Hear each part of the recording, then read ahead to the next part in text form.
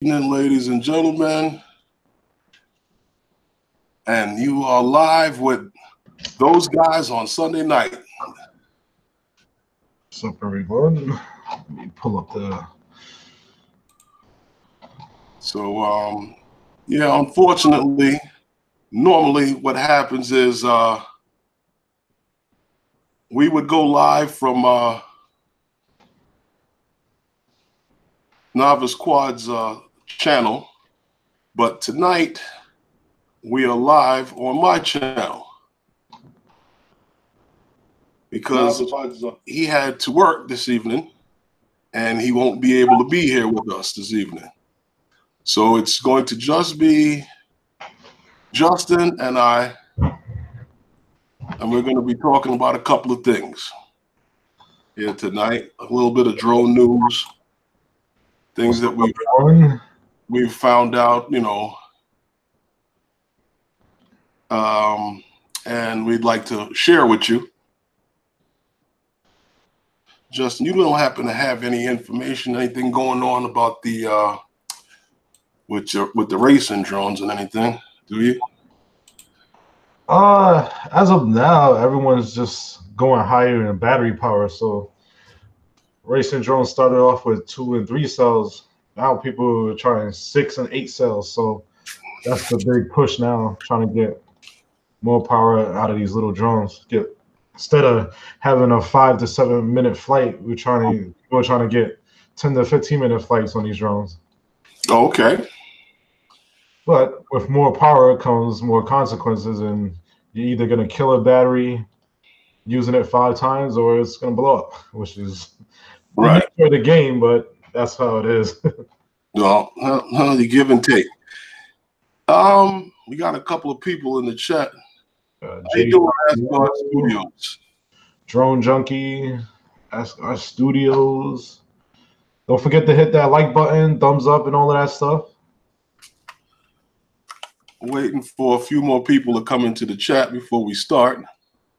We're going to talk about a few things here. The FAA, new protocols.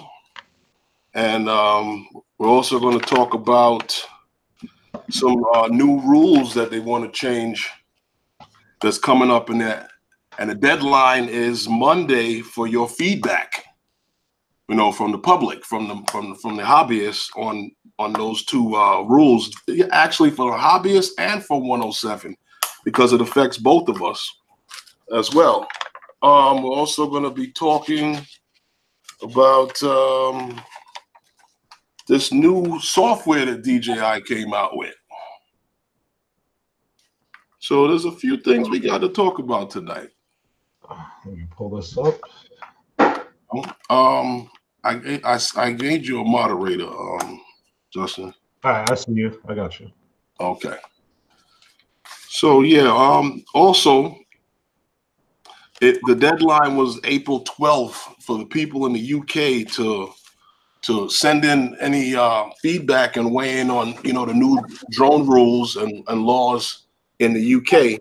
So if you missed it and you're in the UK, you missed it on the 12th. So the 12th was the deadline to get your say-so in on how you feel about the new laws and proposals that they have on the books for the UK. Let me see if I could.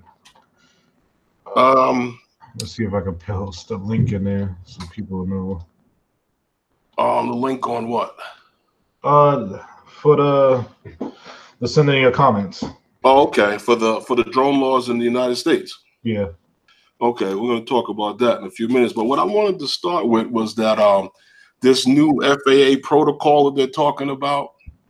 Now, what we've noticed is that since between last year and this year, 2018, 2019, there has been zero enforcement by the FAA on breaking of drone laws.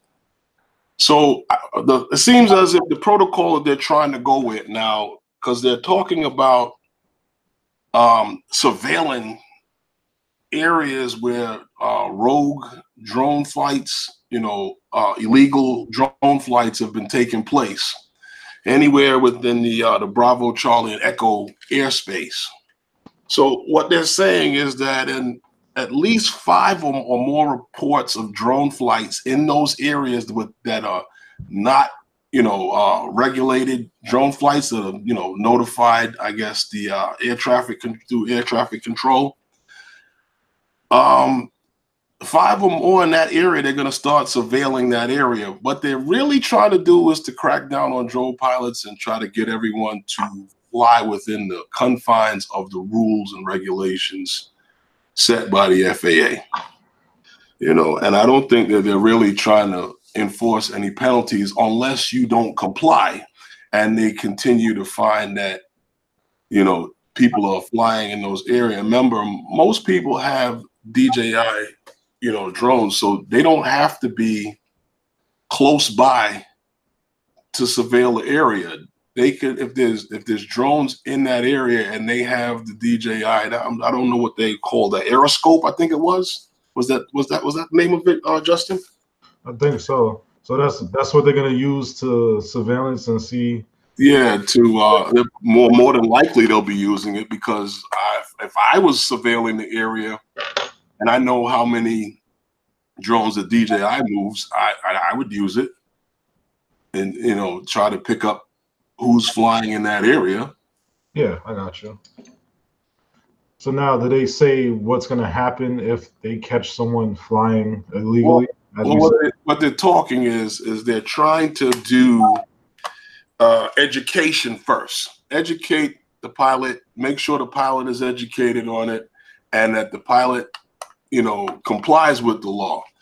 I guess if he continues not to comply with the law, then they will enforce a penalty on such pilot. So it could probably be something like a warning letter in the mail saying you were flying illegally. Right. You're flying illegally, and you shouldn't be flying in this area. These are the rules, and they'll ask you to comply with them. And be like, if you are, maybe, I don't know how extreme it would get. Maybe it'll be like, oh, if you're caught flying in this area, we have your drone serial number marked down. If you were caught in this area doing the same thing, you might pay your fine, or we might confiscate your drone. Well, yeah, you know how Aeroscope works. Aeroscope will give them your email. They'll give them your name. Yeah, give them all that information. Yeah, they give them all your information. What's up, everyone? In the chat, I see it piling up. We got 9 people in the chat. We got Explorer Session saying hello, gentlemen. We got Eagle VP. What's up? How you doing? Oh, Eagle VP. Hey, how you doing? Is that Drone Junkie? Yeah, drone junkies in here. How's it going, man? Jay Santiago. Don't forget to hit that thumbs up, please. How you doing, Eagle VP? Jay Santiago was in there from the beginning. Yeah, he's still here. Well, yeah, that's exactly what they're looking to do. I don't think they're really looking to enforce any penalties on you unless you're just non-compliant. If you're caught doing it again, or you're, or if it's on the spot, like I said, they can tell with Aeroscope where the transmitter is and where the transmitting from. So I guess if you try to fly off the handle and pop off at the mouth and get next to yourself, yeah, that you're going to get that enforcement right there and then that day. Now, my question is that, let's say you're flying and you get authorization to fly, you put your code in, you unlock it, and you're able to fly, and saying you take total responsibilities. If you're flying with that authorization, are you okay, or is it still considered illegal? Well, see, I would assume that if you have the right authorization to fly there, then you are within the laws. Because if you remember, Lance is supposed to be, it's really a go-between you and the FAA and air traffic control. Yeah. And so I guess if you are authorized to be there, or truly authorized to be there, then you are in the rights to be there. So I mean, like, I think it's a good thing. I know. I don't think any of this stuff is immediate. I think once they get everything all synced and linked up, and everybody will know where everybody is doing at the time. Yeah. Because you're talking about one organization finding out information from another government organization. This will probably go into effect probably fully by 2020. Yeah, that's true. And I'm reading so far. I'm on the website. So far, they have about 1,500 comments received. So they said that they're gonna actually. This is what they said on their website, that they're gonna read one by one all of them, and you should get an email confirmation when it has been read. Not saying they're gonna respond to it, but it's just you're gonna get an email once you submit it. You're gonna get an email confirmation that has been read. Well, that's the next thing. As of tomorrow, guys, that is your deadline to get in your comments to the FAA on their new drone rules, such as the two proposals that are on the books that they had for night flights and flying over people. Which the flying over people one is actually kind of complex. It's complex and cool at the same time, because they were proposing that they will allow you to fly over people if your propellers are in a cage. Which I know the first Mavic, you could buy the cage for the props, but there's still a safety issue if it falls out. But I guess it's better if the drone just falls than having open props cut you up. I think they're just trying things. Yeah. Hey, Paul Murray, how you doing? I sent you a link if you wanted to come into the panel. Hey, Fly Natural, come on down. Hey, Fly Natural, what's up? I sent you a link as well.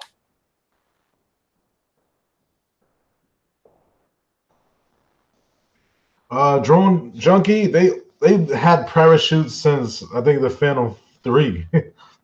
Not a lot of people really uses them. Actually, those parachutes are not 100% working too. Sometimes they don't even open up, or if it falls out the sky, it probably doesn't slow it down enough where you won't crack your drone in half, but you might break legs. Well, let's talk about this, because there's a funny thing. Like, we kind of skipped ahead on this with this, but what I wanted to start with actually was that whole night flight thing. Oh, that's tough. What was it Fly Natural saying? He's at the hospital.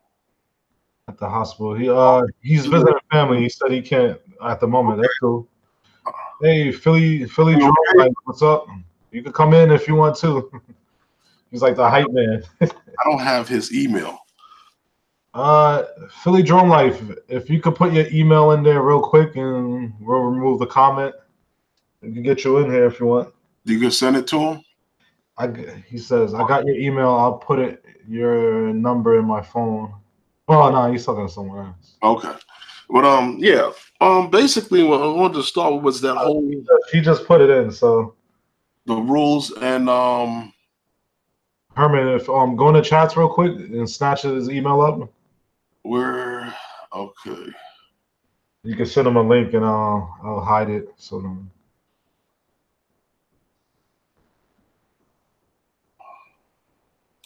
Manic Magic, what's up?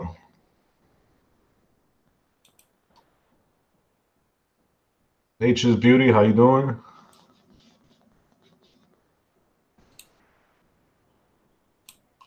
Okay, you can get rid of it. All right.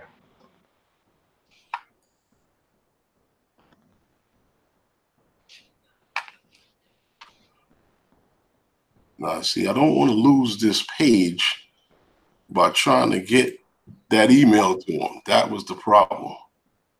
See, I don't know if I could. Let me see. That's what I don't want to do. But yeah, what I was saying was that the rules and things on that was starting with the night flights.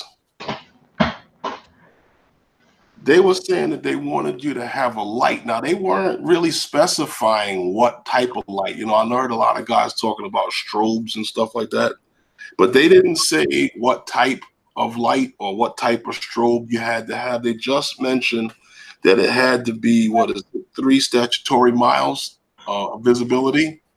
Yeah, there's a couple of companies, like I actually have, let me see if I have it around. This company called Firehouse Technologies. Okay. They make it for the Phantom and the Mavic series, and they sell ones that they're usually different colors, or Okay. you could buy ones that are green or red if you want to like match it up and be different. But they actually work good. And it comes with like different flash patterns and stuff like that. Right. I think Firehouse Technology is probably the most popular one. Okay. And yeah, you could. I don't think they're gonna have a rule where they're gonna say you have to have a certain amount on it. Usually one is good because you can see it. Yeah, they didn't say. They just said that it had to have a light source that could be seen for 3 statutory miles. That was the only ruling on that. But I mean, there's nothing different from night flying for hobbyists, because on the FAA's website and I think AMA website, they actually do say that to fly good at light. I mean, to fly at nighttime, to have an LED so you can see. Well, so basically, that's all they were saying on that. The only difference with that is that they're gonna allow 107 pilots to fly at night without a waiver. Right. That's what this mainly was about for 107 pilots, because they needed the waiver to be able to fly at night. Yeah, which could take up to, some people say 6 to 12 months just to get a waiver to fly at night. Right, and that was horrible. Things to get was that daytime waiver. Yeah, they usually say as soon as someone gets to 107, regardless of what they plan on doing, to get waivers immediately, because they could take forever to get. Right. Well, I know that they were also talking about implementing a night test portion. I guess I don't know if they were going to put it into the 107 test. Was it going to be something that was separate? But they were talking about that, and I guess this is why I said that this is good for both 107 pilots and the hobbyists to give feedback on this, because everything trickles down. Yeah. And if they're starting with the 107 pilots, it's all going to eventually trickle down to the hobbyists, and those things would become, the law for you as well as hobbyists. Yeah, and a lot of people are questioning and saying, is it going to be a test where they're going to have to pay again, or is it going to be free, or is it going to be supplemental to the 107 test? Well, people are questioning, but we don't know. Well, that's why they want the feedback from everybody, because it would make better sense, honestly, if it was a couple of questions, a few questions added into the test on whatever information that you put out there. And it can only be information based on, the requirements that you're asking as far as that light is concerned. Yeah. And what else could it be? I mean, you basically got to fly line of sight. True. You've always had to do that. That was always part of the rule. So, when they talk about that portion. Yeah, they might limit the distance. Who knows? I don't know. Is Paul Murray still in the chat? Let's see. Val's in the chat. Let's see. Hey, Val, how you doing, Val? Because I had sent Paul a link. I wanted him to come in, because he was 107. I wanted to talk to him about it. I don't see him. He's still in the chat. I didn't see him respond again. Okay. But I sent him the link. I sent the link out to Roger. Hopefully they'll come in. Yeah. I'm still trying to find that LED. I don't know. Okay, we got 15 in the chat. Well, 15 or 16 people watching and 7 likes. So you guys check out each other's channels. Don't forget to hit that like button. But yeah, I was saying, just that's what they were talking about doing, implementing that test. So now, in the other thing they were talking about was the night flights. Like I said here, and it was flying. Well, not only the night flights, was flying over people, and that was going to be split up into 3 different categories. And it's funny because it's all based upon the weight of the drone. Yeah. And which a lot of people. Go ahead. Sorry, I'm gonna. Yeah, they didn't specify, what kinds. They just specified anything under 0.55 pounds. Yeah. So anything, I guess, under 0.55 pounds, I guess, is the first category that they were talking about. So yeah. It's funny that they went with that number, because that's something like like the toy grade stuff, like say like the Tello and things of that size. So not even the Spark would fit into that category. Yeah, and a lot of people were saying that the Spark would be like a perfect candidate because that would be great to fly at night. But then again, the thing is so tiny. Would you see it with a light on it? Well, maybe, but in talking about flying over people now, with 0.55 being the minimum for it to be, for that was where the cutoff point was at flying over people. So, like I said, that's like a toy, something like the Tello, but like the Spark now, that doesn't even fit into that category. Yeah. That's too heavy. So that would fit into maybe like the second category that they were talking. And what makes it so funny is that the second the second and the third category really basically are the same, because that's anything over a half a pound. Yeah, and most people are saying that it should just make one rule where it's just over a pound, because that would basically cover most of all the drones out. Okay. Instead of having like 0.55 of a pound, which is pretty much all toy grade drones. Right. And you could kind of fit racing drones in those categories too, because they're getting very popular. And well, are they under the it all depends on it depends on how they build it, because you got the micro drones that pretty much they probably weigh under half a pound. I could probably weigh it now. Let's see, because I got a mini. If I weigh it, let's see how much it weighs. It's like 33 ounces. Oh, 33 grams. So I gotta change the units. Let's see, ounces. Yeah, so you're talking about 1.1 ounce, which is like nothing. Okay. So you could probably get these racing drone pilots flying mini whoops at night. But putting lights on it, that's the thing. I don't know. Who knows? Well, the next thing I wanted to talk about with that was, with the drone being having to be over the second and the third category being over a half pound, the only thing that separates them is the feet pound of speed of pressure of it dropping if it ever failed or something happened and it fell out of the sky over these people. And the second category, category B, would be 11 feet pound. Now, why that? Why they chose 11 and 25. I don't know, but I guess it's based off of whatever research they've had in past of like debris falling. I guess they have analyzed things from plane crashes or whatever and how fast things drop to the ground. Yeah, I kind of heard they're using results from like World War II.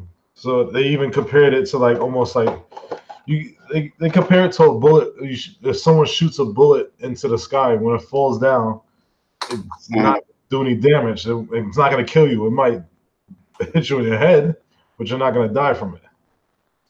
So the Well, different, it's like different things. It's like you could throw a rock up in the sky, right. falling down. It's probably not going to hit you hard like that. If someone threw it at you, yeah, you'll probably might go run and cry. But Yeah, but if I dropped a rock from, say, a 6-story building at the top of your head, you're gonna feel it.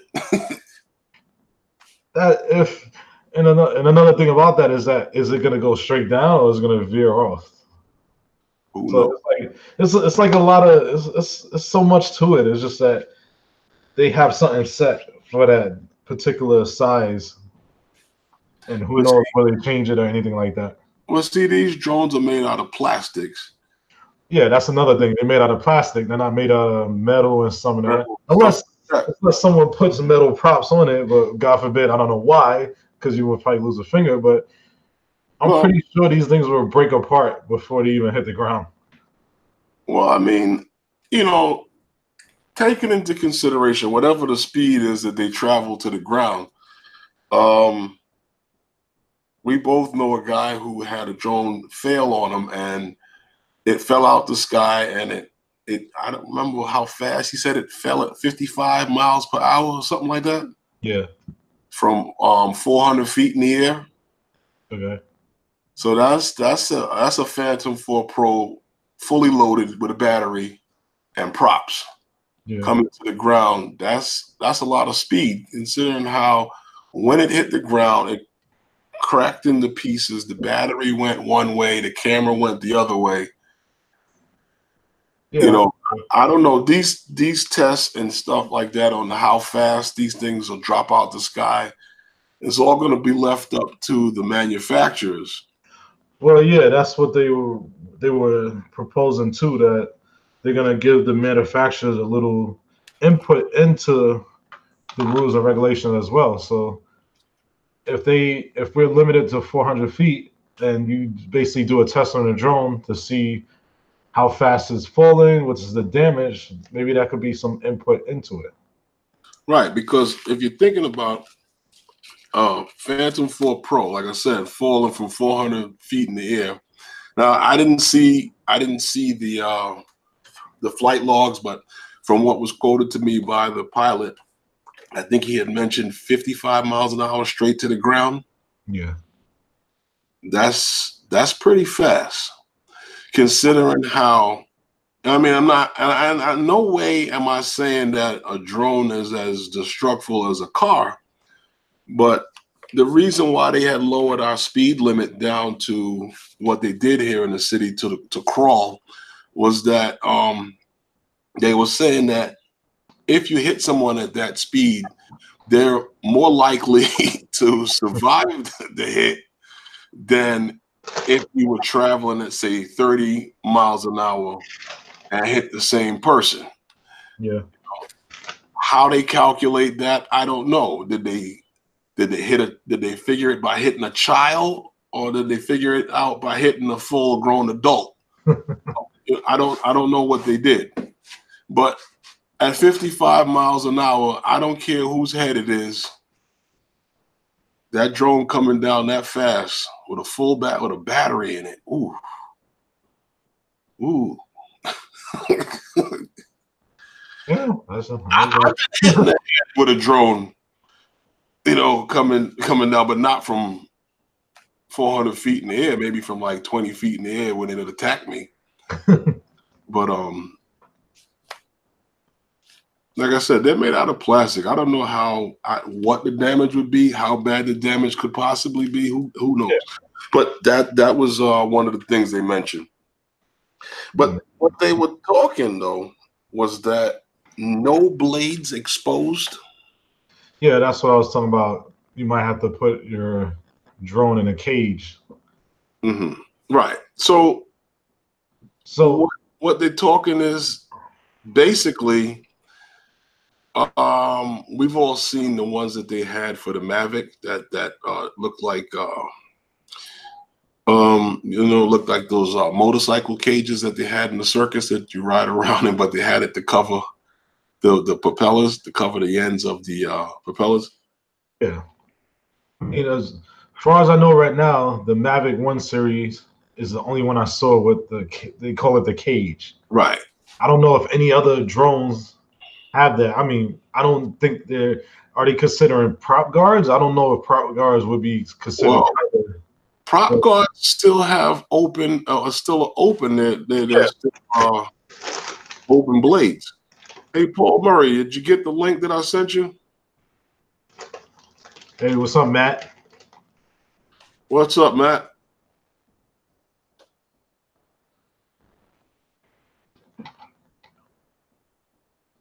But like the prop guards like they have for the Phantom and stuff like that, and I think they have the similar setup on for the Tello and those other drones. That is still I would still consider that as a open blade. The ones for the Mavic were the only ones that I saw that were a closed setup, which leaves the door wide open for all the aftermarket companies that are going to come out with all of the stuff to cover these blades once this rule goes into effect. Yeah, exactly. So now I'm thinking about a cage for Inspire props or Matrice. That's going to be quite interesting. But like I said, they left the door wide open for these third-party manufacturers to come out with these things, because did DJI make those cages for or was that a third-party thing? I think it's a third party. Let me check Micro Center's website, because that's the only place I mean, I'm pretty sure B&H or someone else sells it, but I see it at Micro Center. So actually, if you think about it, they had those things on sale, and I'm pretty sure that people are going to start buying them. Is there any way you could copy down Paul Murray's email and send him and copy the link that I sent you to him? Let's see. Let's try. All right, I got his email. Copy. Let me try to. I'll try to send it to him now. But yeah, you were saying that that was a third party, those cages for the Mavic Pro. Yeah, let me check now.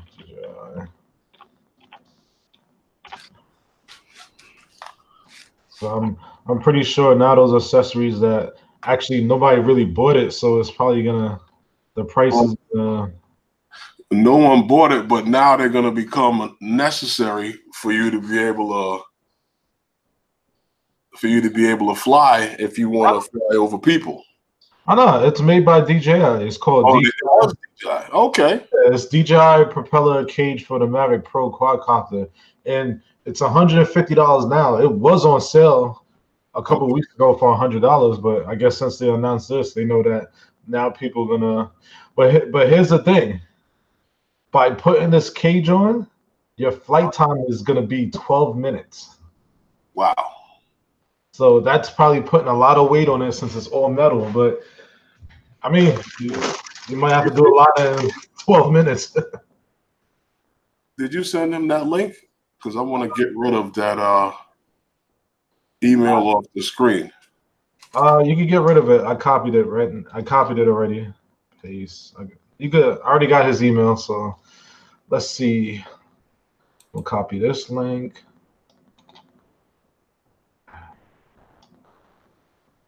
Oh, actually, damn it. What happened? Hold on, let me just open up put all this stuff in a text. All right, that's the show link. Is it still? Hold on. Paste. All right, let me get these two. Just give me 2 seconds. Can he post? Tell him. Paul Murray, can you post it again real quick, so I can snatch it up? I thought you had it. I did, but I kind of like copied and pasted something else, so it kind of erased it.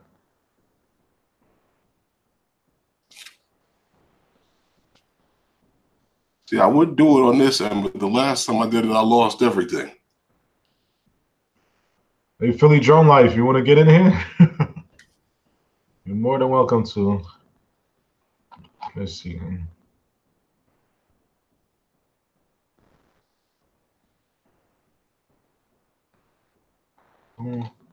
Copy. Did he post it?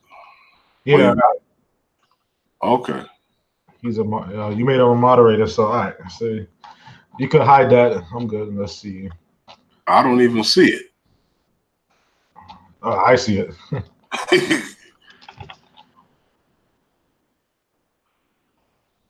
All right, let me do this now so you can.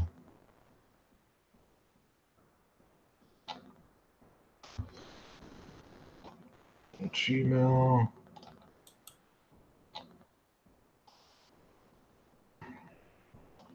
All right. Copy.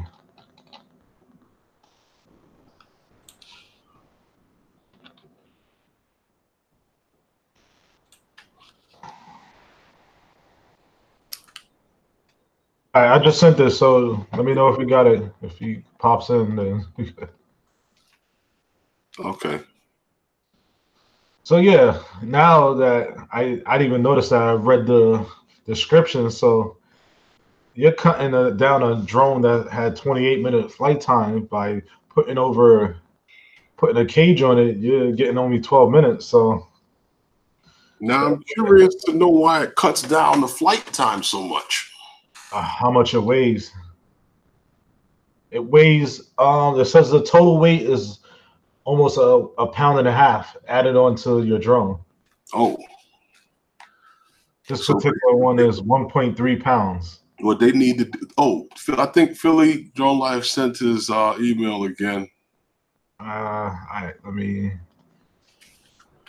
What I believe they need to do then is to cut down on the weight of it. You know, because I assumed that maybe it was something about the way that the wind speed changes with that cage around the propellers. But what do I know? As far as the weight of it being a pound and a half extra added to your bird, that I could see being a problem with it getting the flying time that it needed. But I didn't know that was that's like the bare minimum of what it could possibly carry, I guess, that Yeah. it was cut down the flight time that much. Yeah, weight is an issue. That's half. Weight is a big thing. That's about half the flight time. That's why a lot of the racing drones, you try to get it as light as possible so you can get the most flight time out of it. All right, Philly, I sent both of you the link, so hopefully I got it. Let me check the chat. Okay, remote pilot. Let's say what now? A Spark has a. I got it. Hey, Paul Murray, how you doing? Hey, good evening, gentlemen. I heard your discussion. How you doing? I don't have any direct experience. Wait a second. Maybe I gotta make sure I mute it over here. Hang on. Hey, Paul Murray, how you? You got brownies with you? Hey, good evening, gentlemen. I heard you. How you doing? I don't have. That's better. Okay. Oh, fellas. I don't have any direct experience with the cages. However, from what I know of them, exactly what you're saying about cutting the flight time in half is true for several reasons. One is weight. The second reason is that it restricts the airflow that normally have because it's on the bottom and on the top, and therefore the motors have to work harder. I got you. Right, that's what I was saying. I can understand the cage being around it, but that pound and a half is just too much. Yep. And it doesn't sound like much, but You'd be amazed what a pound could do, man, how much difference it can make in battery life. Yeah. Oh, I Exactly. agree, guys. Is that the? Are you talking about the Mavic cages? Yeah. Oh, Yeah. that's heavy. Yeah, that's heavy. 1.5 pounds. Wow. See you right back, guys. Wow, that is. And they're expensive too, aren't they? Like $150 or something. Yeah, it was actually on sale for $100, but I'm assuming now these new rules might be put into to proposal. Yeah. Everyone's gonna jack up their prices because they know everyone's gonna buy them. Of course. Hey, Justin, you can put that link out again for where guys can post their comments, because tomorrow is the deadline for you guys who are out there that fly either as a hobbyist or 107 to voice your opinion on or your opinions on these rules flying at night and flying over people. You know, tomorrow is the deadline for you to get your say-so in. What's up, Night Train? What's up, Val? Hey, Night Train, how's it going, man? Also, they say that you are not going to be allowed to fly over moving vehicles. Which makes absolutely no sense because you would be more worried about someone being stationary when you're flying and you're flying in a car. Because they said that it would cause a distraction. Now, Right. how many people are driving and see a bird fly? Are you going to stop in the middle of the road and look at the bird? Like, no, you're not. Exactly. You got planes flying. You got people crashing in the cars. They're not paying attention to nothing. Well, guys, I can't help but to think that slowly but surely, I think what this is, and I'm a pessimist, so please forgive me. I'm always thinking negative, but I can't help but to think that they're just slowly killing us. That's what they're doing. They're just slowly trying to shut us down. And by 2020, we ain't flying in shit anyway. So, and that's why I can't get excited about the whole give them your opinion crap. Yeah, we read your opinion. They're doing what they want anyway, you know. But I get it, and again, that's my negativity, and I hope I'm wrong. I want to be wrong on this one. I'm with you to an extent on that because this is also affecting the 107 guys first and foremost. Yeah. Because that's who this was really geared towards, because they're even talking about, like I said, a portion in the test about night flight. Yeah, and you would think how they're going to implement that. Are they going to haul every 107 pilot back in to take a night flight portion of the test? Or are they going to just grandfather it in, and the next time you go to review or renew? You know what gets me really bad, Herman? What really goes up my crack is that night flying, you see your freaking drone better than during the day. So, I mean, come on, guys. I can't see the drone 2,000 feet during the day. It's a dot in the sky, and it gets mixed up in the whole scenery. Mm-hmm. At night, when I put the firehouse lights on, 3 miles, guys, 3 miles, not a problem. And that's for real. And if you put colors on it, if you put red, green, and you put them on different sides of your drone, you even know what freaking direction you're flying. So at night, you actually can see your drone better. Other people can see your drone better. Put cops, helicopters, planes, everybody can see your freaking drone. But, oh, no, can't fly at night. Come on, guys. It's just slowly... they're slowly but sure, and then to give it, I'm so negative. I apologize. And then to put it to the 107 pilots, these are guys. I mean, you see what you got to do to pass a 107 test. It's not easy. You really got to be committed to this and know the laws, and then to put it on them guys first. Come on.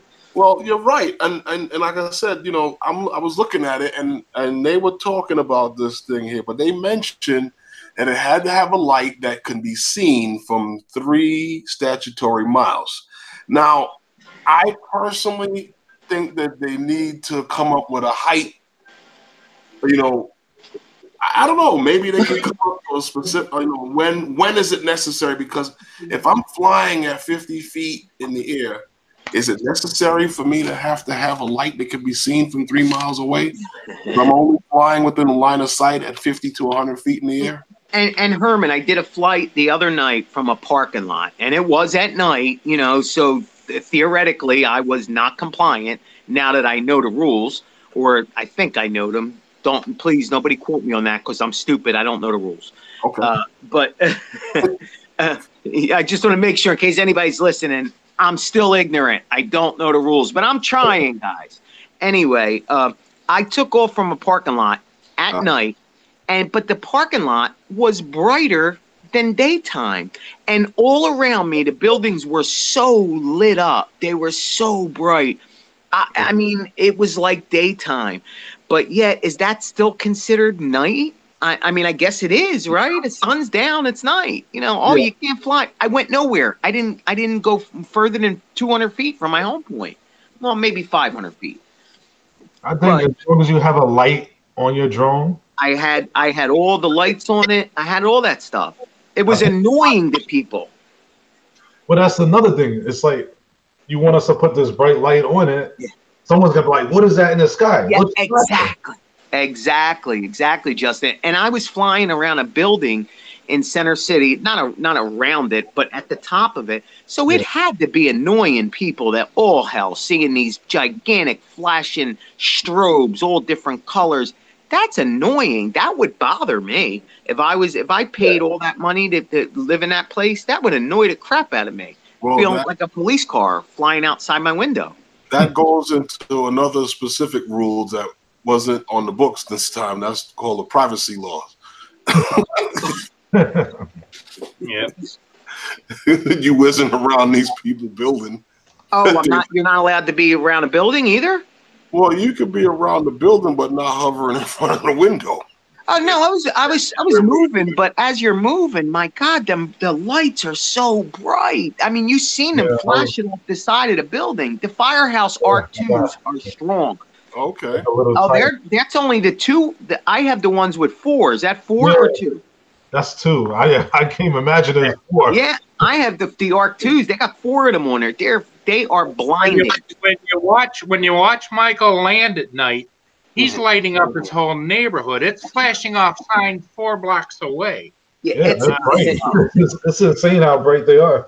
Yeah, and really the camera doesn't know justice. It really doesn't. I mean, if you and another problem that needs to be erased is when you're looking up at the drone, you're blind. It literally blinds you. So now as you bring it down, you're blind. It's actually dangerous. At that point, you're trying to land a light that has just blinded you. And now you're using your ears. And it's like, I'll be honest with you guys, I don't like flying with them. I really don't. They annoy me.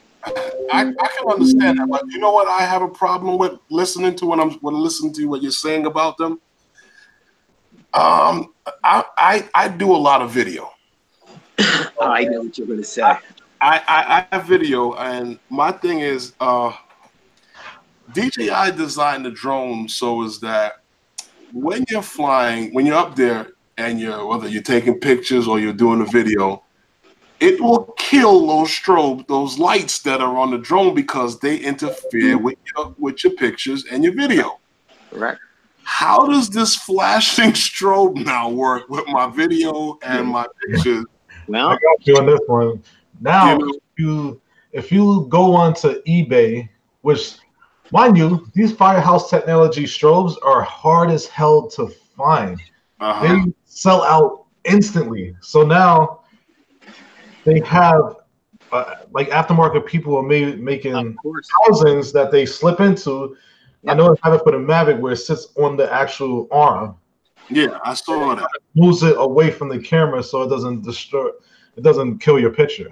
So it's going to have to be towards the back of the drone because anything flashing towards and then it's useless because if you think about it, the FAA wants you to designate orientation of the drone. So you have to have them front, back, bottom.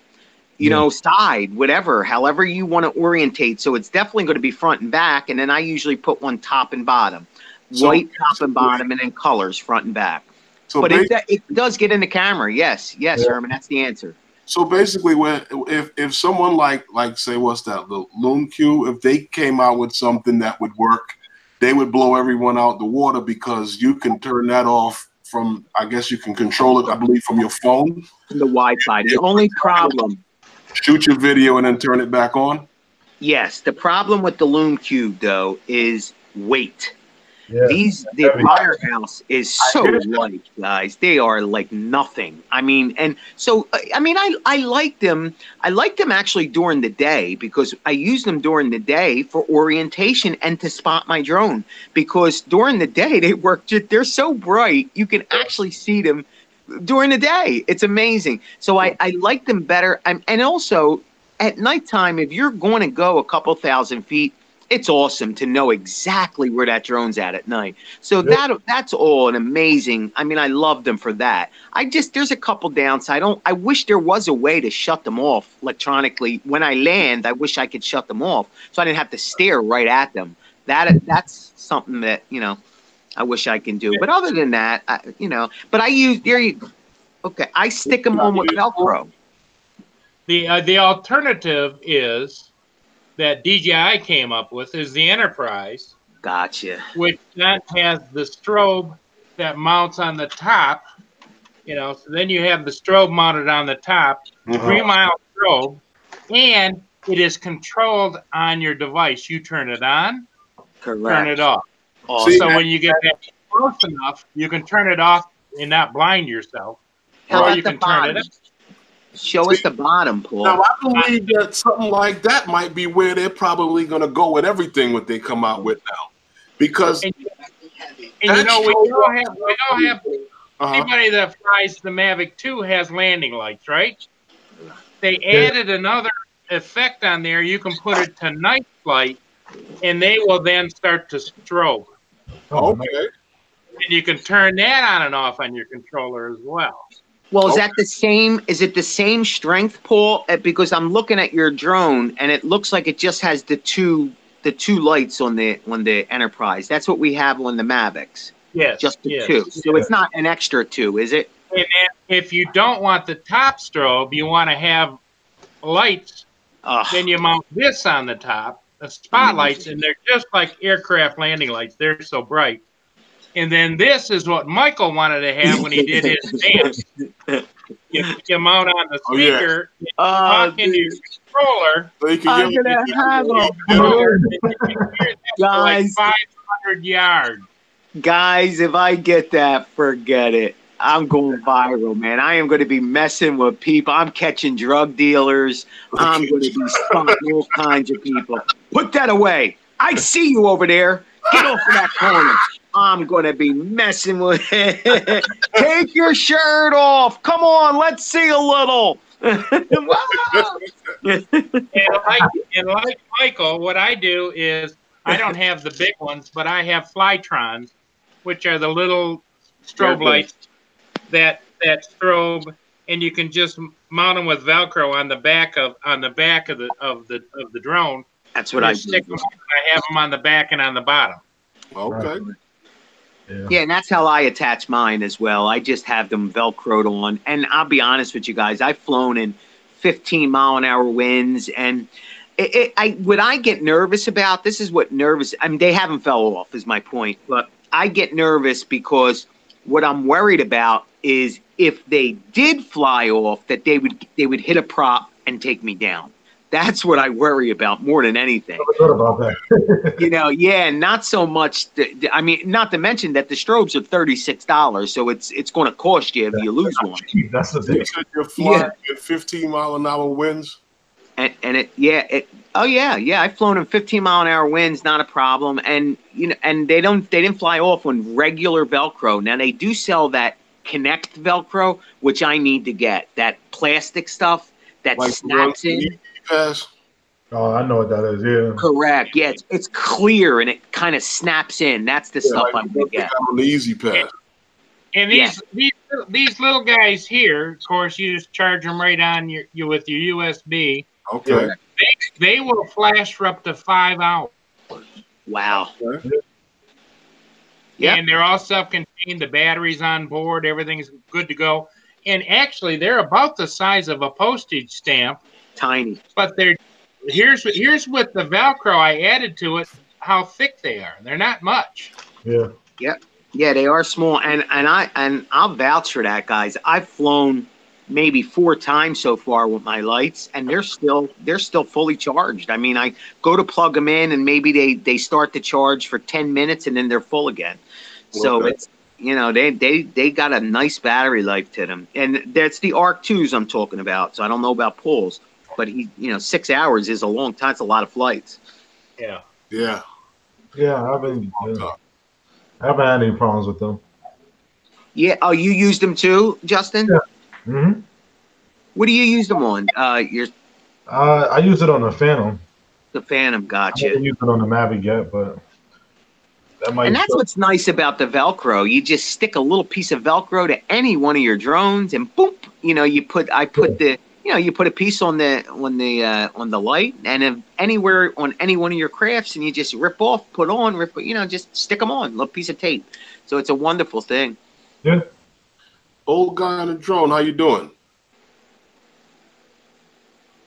Yeah, the new rules that they're proposing that everybody you can go and comment on.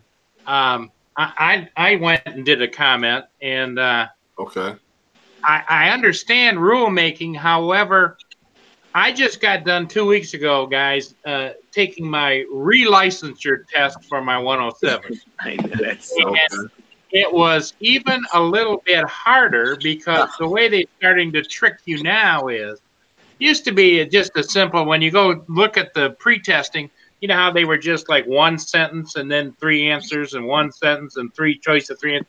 Now they're talking to us in paragraphs. They want you to figure out what it is they're asking, and then figure out whatever it is the question relates to whatever it is they're asking. And that's to get you to fail, so you give them another $150. That's what that's really. Once again, my negativity, but you're probably right on that. But they were also talking about implementing a small portion of the test to be on night flights. Yes. When they're going to implement that, I don't know. And I commented in my comment to the FAA was I did boom-a-da-boom-a-da-boom about the items I wanted to. And I said, do you have to grandfather that in to 107 pilots? Just give them notification of the rule change and then test them in the 107 relicensure and test anyone new on the 107. Give everybody a break and tell them what the heck it is you want, No, they'll have another test, Paul, charge you $25 for just the night, the night version. I'm sure of it. Well, my thing is this. If you had to have a daytime waiver in the past, this is going to eliminate the need for having to get the daytime waiver. So all they have here is... I got to look at my negativity. I actually, the delay shows me... I'm sorry. From 3 statutory miles, that's all they're implementing. So my thing is... Why do they test you on a question about how far you have to be able to see this light?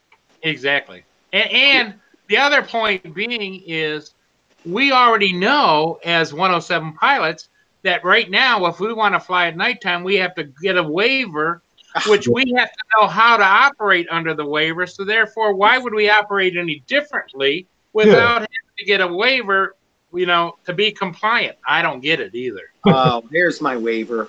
I'm flying at night. See you guys. I'm flying at night. I'll see you in a few minutes. That's my waiver. I never got that point that you have to get all these waivers to fly at night or to fly in a certain area. You gotta wait 3 to 6 months to get exactly, Justin. Let me. Why again? Hey, I know how to fly at night. I know how to fly at day. I already know that you have lights on it. Why even bring this in? And you know what? Here goes one more negativity spot, and then I'm going to shut up after this negative comment. What it's doing, it's guys. As I'm being negative, I get to watch the replay 15 seconds later of me being negative, so I get to experience negativity here and then check it again here. Freaking sickening! I'm sickening. Anyway. The thing that I thought it would be strange about the whole waiver thing is, now that means that the customer that's going to hire you, the person that wants to hire you, has to know this too. So that way, if I come to you as a drone pilot and I say to you, listen, I need you to get a night shot coming down Fifth Avenue in Manhattan. Not only do I have to, not only am I going to hear from you, well, I'll be able to film it in 6 months. I'll see in 6 months. I'm going to set that up. What it's going to do, what I was going to say is what it's basically doing is going to turn people into pirates. You know, freaking pirates, not pilots, pirates. And see how many 107 pilots come out when all of these rules go into effect. Yeah. Well, after I took my relicensure at the FAA testing center, which they have them staged around the United States, I says to the young gal, very nice young gal, I said, the only problem with this that I have personally, I don't have any problems with taking a test and checking my knowledge. Says, but there is not one drone pilot that sits on the board that makes up the test for drone pilots. I says, you have all commercial and aviation pilots that are flying manned aircraft, throwing all that stuff into this test. Exactly. And she just got a big smiler on her face. She says, exactly. Well, the way it was brought to my attention was the reason for that was that if you want to share our airspace, then you have to have the same knowledge that we have. Oh, okay, great. Yeah, but your retort should be our airspace belongs to everybody, not just you clowns with metal wings. Exactly. It belongs to everybody. Isn't that amazing? And I think that's what it really is about, guys. It's about they want the air. They want to own the freaking air, just like they want to own the moon, the Earth. They want to own Mars. I kind of get it. Everybody wants to be special, but hey, there's a part where you don't own that air. Yeah, that's public domain. You just help us regulate how it's used. You don't own it. And you, as a private pilot, you don't have any more rights than me as staying on the ground flying a drone when I'm licensed by the same organization, the FAA. Correct. I agree with you. But I've never got into it with a pilot on it, but if I did, I'll start asking them about baggage fees. Yeah. Exactly. Well, and ask them if they take training in extrasensory perception as to how you see a 2-foot drone at 300 miles an hour. I don't get that. I don't understand.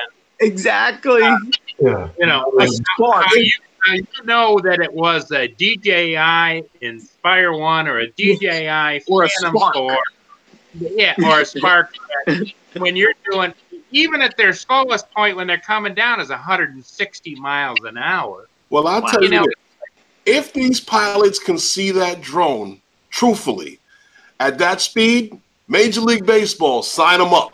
Yeah, that's right. They'll be catching every fastball across that plate. They'd be moving so slow. All they say is, it was a white drone. Like, immediately everyone's going to be like, oh, DJI. Yeah. Well, there was one case where the airliner, they said, was hit by a drone, and I can't remember where it was. But then when the inspectors showed up, they started pulling out feathers out of the front of the aircraft, the bird. So what I'm wondering is can we start now flying birds, by remote control, Well, I think I heard it a few times already today.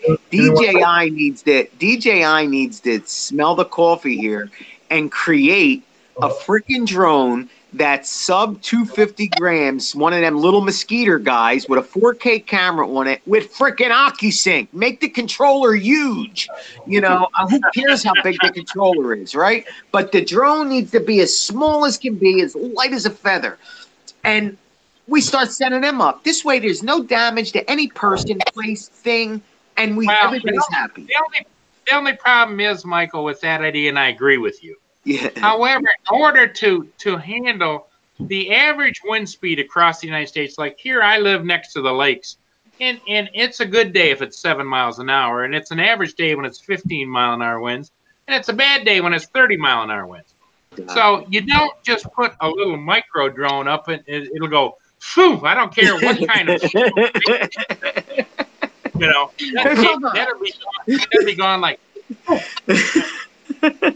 Even with strong motors, Paul, like really strong motors. Well, then you're getting, the bigger the motor, the more the weight. The more the weight, the bigger the drone. The bigger the motor, the bigger the battery. It's that. We're screwed. My idea is poof. Hey, Ron, how you doing? Canadian Drone Hub. But remember when they did that test where they shot the drone out the cannon into the wing? It was like a Phantom 3. Yep. Phantom 3, and it didn't take the wing off.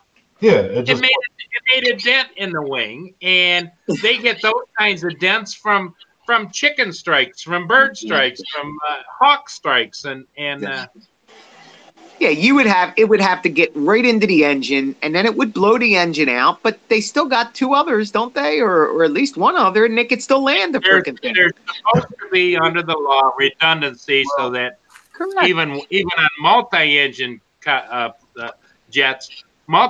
jets, I think they can lose up to 2 engines if they're more than 2.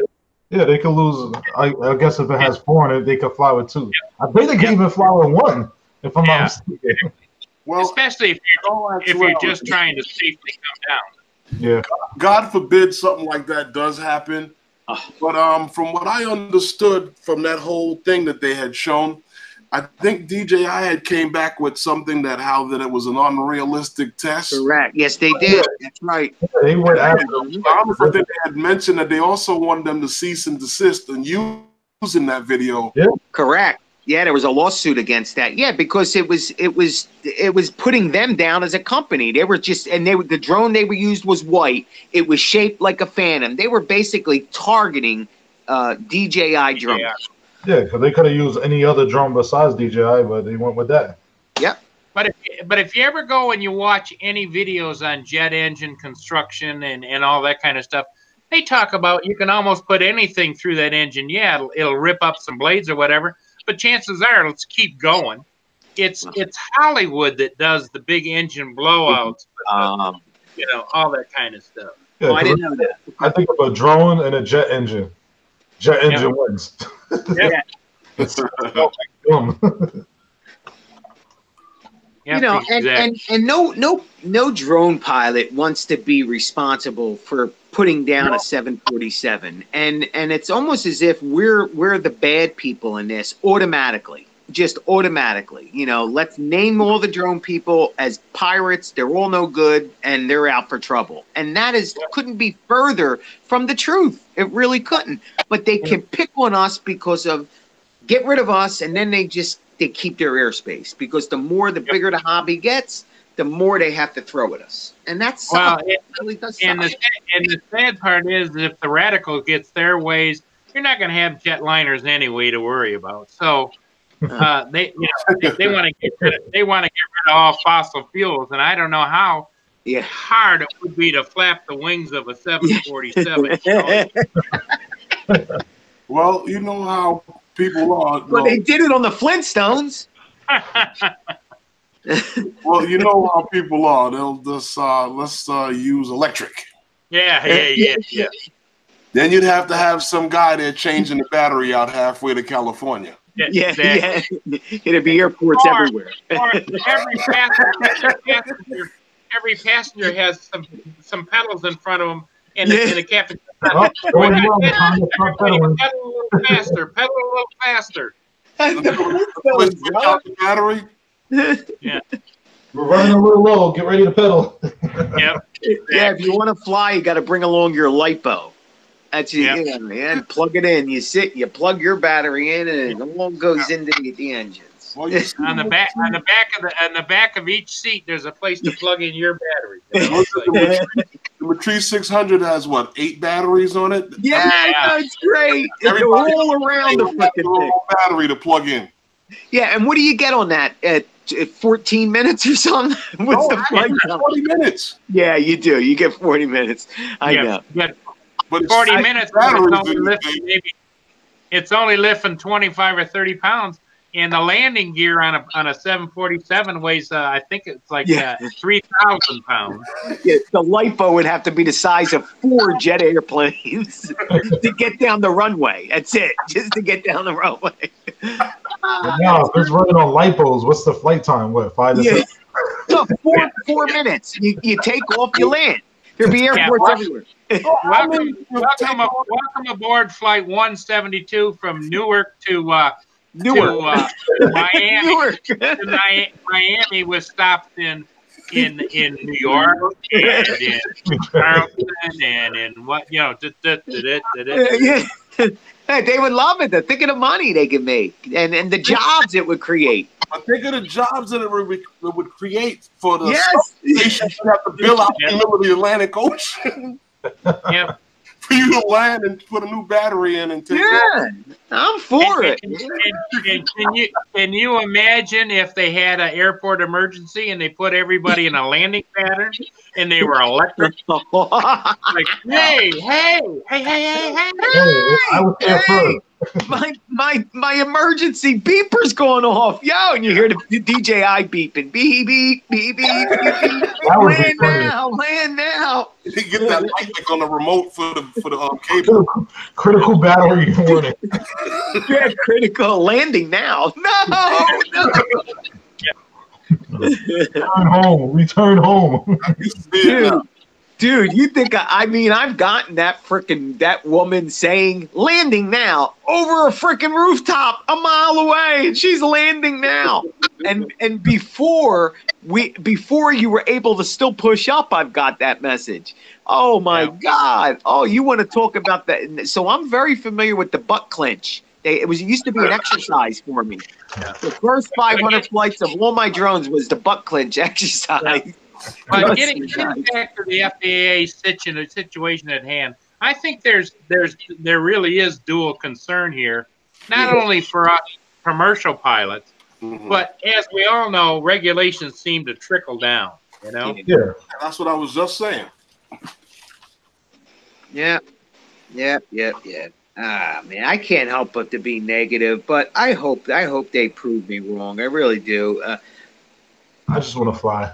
That's all I want to do. Exactly, dude. Exactly. I just want to fly. That's it. Leave me the frig alone. You know. So it's funny, like the places to fly are becoming just like the places to park. Yeah. Well, I don't have that problem yet in Philly, and you would think I would because it's so open right now. But I don't know. I guess maybe because the air is so big, and maybe I don't fly in crazy places either. I don't know. I mean, I just walk out my house and fly, which they would love to stop that, you know. But though the Phillies are in all week, and they'll basically close the city down. Right. So, you know, I'll have to travel this week if I want to fly, unless I want to put the credit card number in. And I think if I do that and apply for the waiver, I have done that, and they have released it. I've gotten it. I've gotten the okay and all that, but it is a pain. You've gotten the automatic waiver, right? Yeah. Yes, but there was one time where I had to go online. Although no, that was the same waiver, but then they changed it. Yeah, you're right. It's the same stuff, same thing. Yeah, no, now it's they put the credit card number in. Then I started doing it with the cell phone. They send you back the key to open it up. You got to put the number in. And check all the boxes and do all that, which I kind of like because you're giving them all your information. I don't care if they did that before every single flight. I'm legit. Yep. Yeah. Well, hey, correct. This is where. Yeah, you're right. You're right. But you know, I have no problem with checking. You know, being responsible for each and every flight. I have no problem with it. You know. As a matter of fact, I think everybody should, because then that protects me. God forbid something does happen, and it wasn't me. Yeah. You know. Well, you know what we forgot to do? We haven't we haven't had a break from our sponsors here. So you know, as always, you know, Sunday Night with Those Guys are sponsored by those guys. We'll get it right the next time. Don't worry. The thing of it is that with some little delays in we're not quite. Yeah. Lawrence is saying it wasn't on time. What? Come on, guys, you've got to get it on time. I can hear him. He's at work screaming. But yeah, those are the things. Then tomorrow is the deadline to get your feedback into them. Comments. Yep. Your comments to them tomorrow, guys. You put that link in there, right, Justin?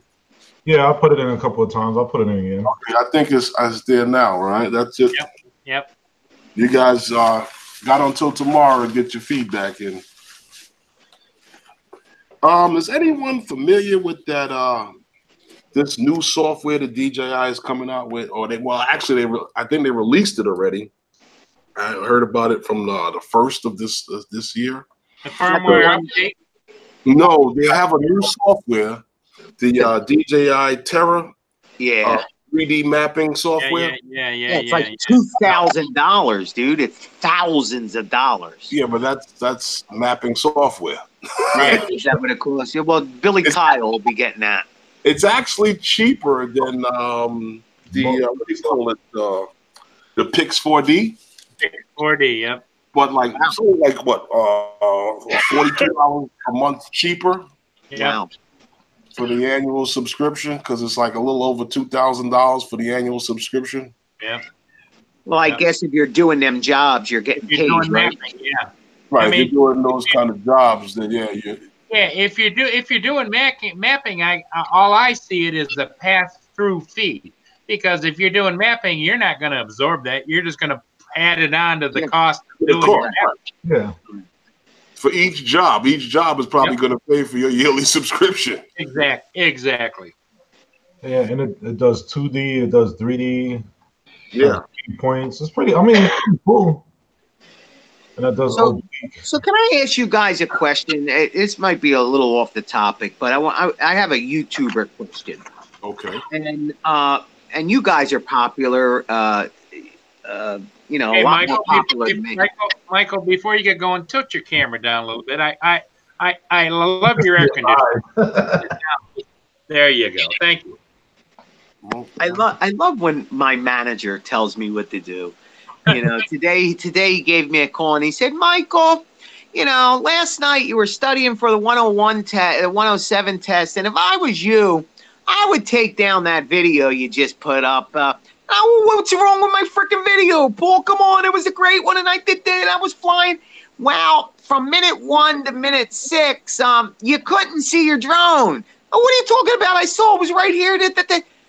Look again, Michael. So I go and I look at it, and sure enough, I flew into some fog, guys. I made a mistake. I flew into a little fog. So my manager told me to take it down. I took it down. And that because I don't need the aggravation. I really don't. And I do want to be compliant, guys. And it's just, you know, sometimes I was hoping that I would get above it at 400 feet. But I didn't realize, and he's a professional, I didn't realize you're not even allowed to go in it. I didn't know that. You know, I was thinking, oh, I'm going to go through it, and I'm going to be good. No, you're not even allowed to go in it. I didn't know that. So he gave me a heads up, and I was corrected. So I took it down. Not worth it. But thank you. Thank you, man. Is my camera okay, Paul? Micro Studios, how's it going, man? Remote Pilot is saying that the basic version of it is what, 5,000? Yeah. Wow. How much does it cost to get a 3D map made? That's the Australian version. Everything's more expensive in Australia. Yes, it is. And from what I'm seeing and hearing, Canada too. Oh, yeah. Send it there. Yep. You got the air on already, Philly? Yeah. Wow, you heard it go on?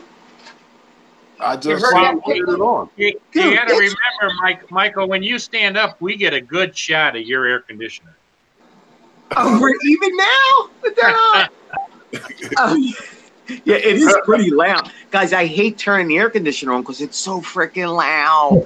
And I sit right under it, so it's like, and I got to hear that. And it's like, I can't wait to turn it off. But yeah, it's pretty hot and humid here in Philly, man. It's in the 70s. It's hot and humid. It's Really? clammy. Yeah, it's clammy. Oh, yeah, the basic version is 3,500 Yeah. and the full version is 5,000. Woo! Mapping edit, yes. No one's gotten their hands on it to compare it, but from what I hear, it's supposed to be a full service mapping software. You know, and from what they're talking with it, I haven't done any mapping, but from what I'm looking at here, it's supposed to do a lot of things. And if look at this. If a lot of guys are using the Phantom 4 Pro series for mapping, from the basic Phantom 4 Pro all the way to the RTK. Yeah, I just saw that. I didn't know that. Wow. So you got a lot of options. If that's the base, I'm saying normally what most guys are using, from what I'm hearing, and I listened to Paul from Drone U, a lot of guys use that Phantom 4 Pro for mapping. With that being the case, I mean, with DJI making the software and the drone, they might be a little bit more accurate, or they could be a little bit more accurate than the other guys. I'm sure it's amazing. I'd be willing to put money that app is amazing. Everything they do is always right on, and it just works. Just like Apple stuff, how it just works. I hate to say it, but stuff with them just works, you know. And and if you think about it, last fall DJI made an announcement on the side saying that they were going to start to focus heavily into the commercial drone business, and that means everything. So, well, that's not good for us, though, is it? Well, we get the byproducts, which we're happy with, you know. Well, stuff trickles down. I think you'd probably get a better drone if you're going to be making the drones more geared towards the professional user. You're probably getting a better quality drone. If you look at just look at the Phantom 3 as opposed to the Phantom 4. Just look at the Mavic 2 to what they've done from the original Mavic. Yeah, and that's just like 2 years time. Yeah, I think that the drone would be better. I'm curious about the camera for the cinematic reasons, because mappers really don't. Well, they need a high resolution camera, but I know. You're talking about software, Michael. Yes, you're talking about the software. Correct. But I think that you can just download software now. They could have a cinematic version of software for an aircraft, or a mapping version, you know? Gotcha. Well, the thing about the Phantom 4 Pro, and what it is that it has what they call, a lot of people say mechanical shutter. Yes, it's a mechanical shutter, but it's actually what they call a global shutter. Yep. And what's actually happening with that shutter is that, and it's right there is what it is that's the whole thing about it. That's what makes your pictures better. That's what makes your videos better. That's what makes that camera so good for mapping. Yeah. What is it called again? I'm sorry. It's called a global shutter. A global shutter? Yes. Yeah. Everybody refers to it as a mechanical shutter. Yeah, that's what I thought it was. They're talking back to the old days when it actually was a mechanical. And nowadays it's all electronically scanning. And what it does is the global shutter scans it, I don't know, what is it, 1,000% faster? What it does is it exposes the whole sensor at one time to the light, as opposed to in segment. Yeah. Oh. Wow. It's like boom. Wow. So when you hit that button, boom, one time open, as opposed to a segment at a time. Wow. So there isn't nothing mechanical about it then? It's still being done by mechanical on a 35mm camera. When that sound that you hear in your drone when you hit that is all just for it's for fun, right? Yeah. Okay. It doesn't need to do that. Well, they're actually on a 35 millimeter camera. Yeah, there is some moving parts. In ours, it's all electronic digital. I did not know that. Yeah. How about that? So Freaking I amazing. have my old 35 millimeter camera. Yeah. So let me get back to my YouTube question. So I got a YouTuber question.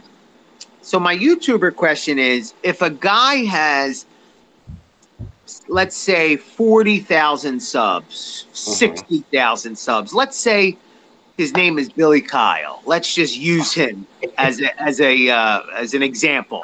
No particular reason. No particular reason at all. Let's use him. And you're the top 10 to comment on one of his videos, right? You're like the 10th one or the 15th one, maybe even the 20th one. Yeah. Maybe you're the second one. Mm-hmm. Do you think you should get a response, or do you think a week and a half later you should get a little heart? I'm just curious. What would be the right thing to do if you were that guy and had that? I mean, how would you, I don't know. What would be the right thing to do, the moral thing to do? How many responses does he get? Yeah, that's a good I point. understand. That's why I'm asking. That's why I'm saying not him. We're not talking about him personally. Just a guy like him. I got what you're saying. Okay. I really don't know. I mean, whatever you could get around to doing, but you would have to try your best to appease some of the people. Right. That's what I would think. But there's only so many hours and minutes in a day. Right. And if you're a busy guy. And if your mailbox, all of a sudden, Michael, had 10,000 messages in it, how many of those are you going to read and still be able to go out and fly and do everything else and get it done? Or would you stop going out and flying and doing everything else? No, I'm still flying. You had the feeling that you needed to respond to those 10,000 messages. Well, I guess what I'm thinking, but Paul, as my manager, I get a lot of emails myself here, and I'm getting lots of comments, Paul. And you're going to get lots more. Right. But I got to tell you, I can't answer them all because I'm getting famous here, and I can't answer them all. But the first 10 or 15, when they come in as a notification, you can almost pretty much guarantee that I'm going to answer them because they're the first ones on the video. But boom, you laugh a little, and then if I go to make something to eat, I come back. I'm so famous. There's 100 of them there now. Yeah, I can't answer them all. I understand that, but that's why I asked. Yeah, because you got to take this one into consideration too. You got videos that pop up that people that you get a link from their video that pops up. You're gonna watch. I mean, it's 7 days in a week. I'm nowhere nearly as popular or known on this thing here as anyone of that nature. Right. I mean, maybe not even you, but I don't have the time to watch all of those videos when they come out. Yeah. Sometimes, I mean, even the people who I've watched when I first got involved in this, that are the big names, I don't even get to watch their videos anymore when they come out. Yeah. Because I'm too busy doing this and trying to watch you guys' videos and going. But how does it make you feel? Like as a famous YouTuber that I am right now, I'm struggling with this. I'm struggling with not answering to everybody. You got to stay focused on you, Michael, and don't worry about what they should do or what they didn't do, and don't take it personally, Michael. Okay. Yeah, you got to work with me on this one, Mr. Mann. Sooner or later, Michael, you might be in that same boat. Somebody's going to be out there saying, well, I sent him a comment and he never answered me. What the hell's going on? That's what I'm worried about. I'm trying to take care of that problem now because in a week or so I could be that 60,000. You ever watch The Godfather Roger on the Canadian Drone Hub? Yes. He always says to them, I get thousands of requests to watch video every day. I'm sorry. I try to get to some of them, but please forgive me because I just can't. Yeah. So, okay, so just ask for their forgiveness and all is good. Well, what I will tell you is saying, thank you everyone for watching and all this stuff. Comment, like, I'll try to get back to you as soon as I can. Yeah, Well, you're right. I mean, that is, you can make a video. if you're on YouTube, there's no way you're gonna ever get 60,000 subscribers in one day. They're gonna spoon feed them to you 2 at a time, 6 here, 12 there, and take one back and give you 5 more. Hey now, I just was told by Val, I got and she is the queen of YouTube, in case you don't know her. It's Val's Life. She's on right after you. Don't forget, don't miss her. But the queen of YouTube gave me a text, which I felt so special that she texted me. And she said, Michael, congratulations on your YouTube success. So I said, what are you talking about? I don't even, and your numbers are, what is she talking? I don't even look at the numbers. I don't look at them because they get me crazy. And she said, my God, you gained 50 subs in a week. And so I ran on to YouTube. I'm like, well, wait, where am I at? Am I at my, because I just want 1,000, guys. I just want 1,000. I don't care what happens after 1,000. I could care less. I just want 1,000. And so she's there's people watching. She said, Michael, you gained like 50 subs in a week. So I'm waiting for about 40 of them to be taken away now because YouTube don't like that. So, and that's why I don't watch the numbers, because I feel like I earned them, but if it happens too quick, boop, they'll swipe them away. So whatever. But anyway. Yeah, but you know what, Michael, God took care of you with DU Recorder. Yes. And screw you too. Yes, you're right. You guys know about DU Recorder, right? No. I've heard about it. Michael discovered DU Recorder. It's a free app. You put it on your phone, and you fly with it, and you can stream. If you've got 2 subs, you can live stream. They don't need it, Paul. They got like 3,000 subs. Mr. 101 has like thousands of subs. But the other, I'm a novice. Both of them, they got like 30,000 subs. The other greatest thing on there that Michael found. Here's the greatest thing of all. Michael has a heart attack every time he flies, because what DU Recorder does, when he's doing live streaming, down, just below the video where it has all about this and that and all, where you can put comments on YouTube. Yeah. You click on the blue link. It takes you right to PayPal, and you can send him money, and it pops right up and makes the cha-ching on his end. Yeah, guys, you're flying and you hear cha-ching. Your donation is scrolling across his and everybody else's monitor, telling them how much you got money in, and he's just about to have a heart attack. Well, let me ask you this: does it capture you on camera too? Yeah, you could do that. You could do that as well. Yeah, you turn on the little camera down the bottom, and it'll use whatever device you're using to capture yourself. Yeah, that wouldn't be good for me, because anybody that's phone with me would know that. And yeah, but you don't have to do that. When I have this thing that when my bird's up in the air, for whatever time that battery's burning, I'm just drenched and I'm just sweating like. Well, hold on. You don't have to make it see yourself. You could turn that off. You don't. If you don't like that, then just turn it off. Yeah. So when I do the videos, I'm all about wardrobe. Once the bird comes down, we got to go back in the makeup and get the powder going. Oh, really? Oh, you're a ham. He's a ham.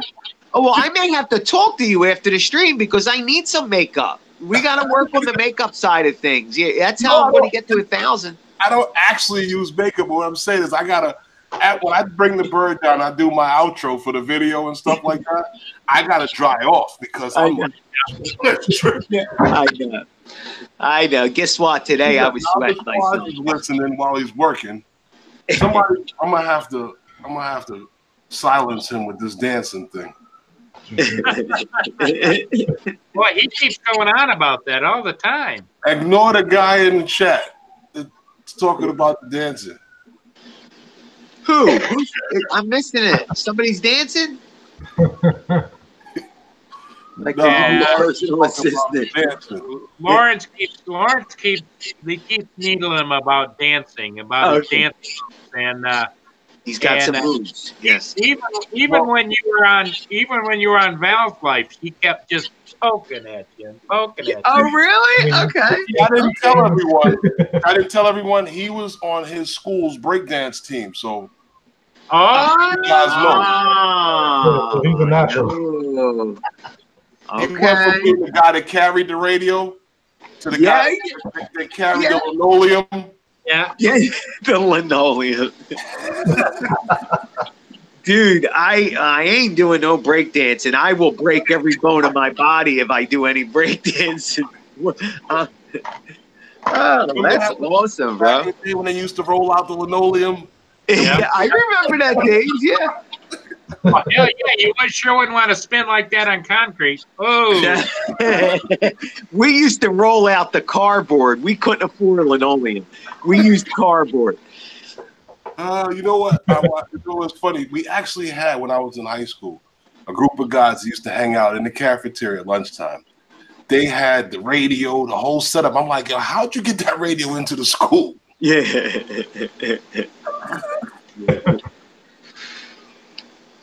Yeah.